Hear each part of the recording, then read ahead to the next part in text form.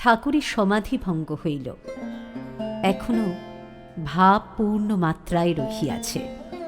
ঠাকুর আপনা আপনি অস্ফুট স্বরে বলিতেছেন, মা, আমায় এখানে আনলি কেন? আমি কি এদের বেড়ার ভেতর থেকে রক্ষা করতে পারব?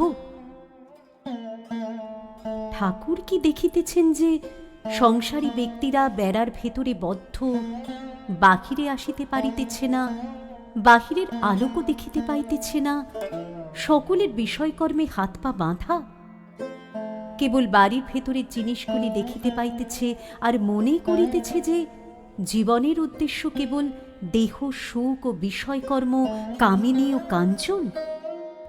ঠাকুরের ক্রমে বাহ্যজ্ঞান হইতেছে। গাজীপুরের নীলমাধব ও একজন ব্রাহ্ম ভক্ত পওহারী বাবার কথা পারিলেন।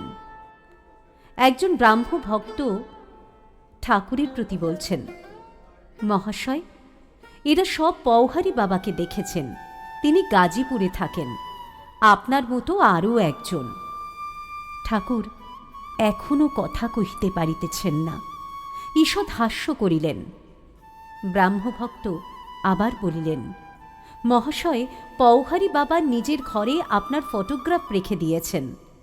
ঠাকুর ঈষৎ হাস্য করিয়া নিজের দেহের দিকে অঙ্গুলি নির্দেশ করিয়া বলিলেন, খোলটা।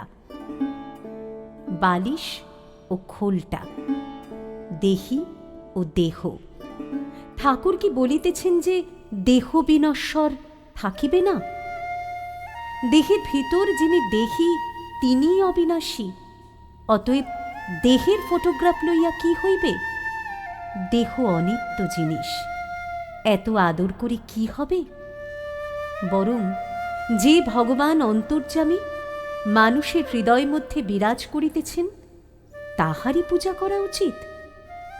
ঠাকুর একটু প্রকৃতস্থ হইয়াছেন, বলিলেন, তবে একটি কথা আছে, ভক্তের হৃদয় তাঁর আবাস স্থান। তিনি সর্বভূতে আছেন বটে, কিন্তু ভক্ত হৃদয়ে বিশেষ রূপে আছেন।